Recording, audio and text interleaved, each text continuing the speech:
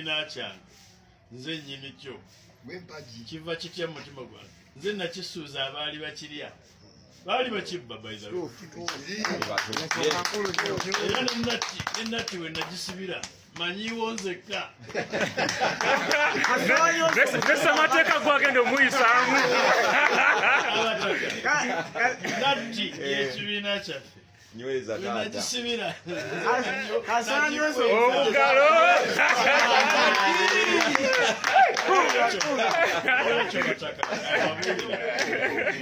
okweyagaliza beyagalize kyabo.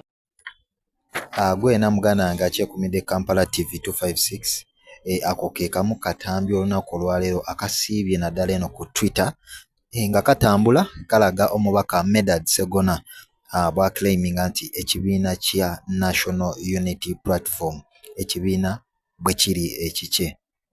Gweno muganda wange alaba ate era ampuliriza, nja kugamba nti Medad Sseggona y'omu ku bannamateeka ojja kujjukira omulundi ogwasooka Moses Kibalama ne Kagombe we baavaayo ne baclaiminga ekibiina kino nti kyabwe.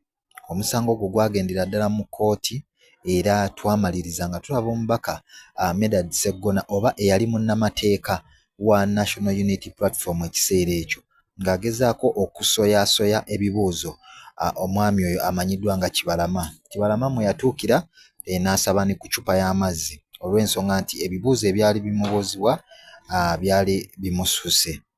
Naye ebintu bino oba emboozi eno oba akatambi kano mu kiseera kino we kajjidde kabadde kagezaako okulaga ebimu ebitagenda bulungi mu kibiina kya National Unity Platform oba akazito ke batadde naddala ku babaka. Ojja kujjukira nti omukulembeze wa NUP emabegaawo nga ayita mu mwogezi w'ekibiina kino Alex Waiswa Mufumbira yavuddeyo ne bategeeza nga buli laali gye bagenda okuddamu okkuba bwe bagenda okwoleka bammemba abatatadde mukono naddala mu kulwanyisa enguzi mu ekyo nga bajja Mathias Mpuuga ku bwa komishona.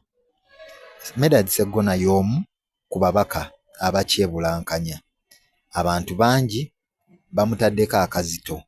Medad Sseggona mu statement ye yavaayo n'agamba tasobola kuva mu mukwano gwe Mathias Mpuuga. Kati abantu ne batandika omwetooloolezaako ebigambo bingi kwegamba neevaayo n'abeesowolawo abaagala okwesimba mu constituency gy'akiikirira. Kati olunaku olwaleero era nga we tuzze tulaba abasajja bano ne batambuzaamu ebintu byabwe. Sseggona ng'ali wamu ne gurupu y'abavubuka abamukkiririzaamu avuddeyo n'ategeeza nga ekibiina kino bwe kiri ekikye bwe yakirwanirira era bwe yakitaasa ku abo abaali baagala okukinyakula. Gweno muganda wange alaba Kampala TV 256 nze nno nkugamba ekibiina Sseggona yalwana nga eyali munnamateeka wa National Unity Platform so ekibiina si kikye.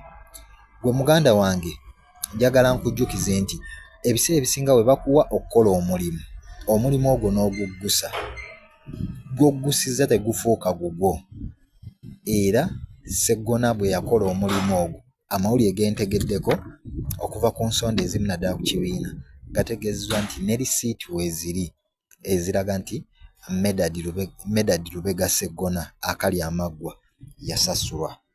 So kati ebigambo byavaayo n'agezaako okulaga nti ekibiina kikye bino nno agezaako akuwugula abantu oba n'okkendeeza omuliro gwe babataddeko naddala ababaka abakyagaanye okuteeka omukono ku kiwandiiko ekifuumuula Mathias Mpuuga.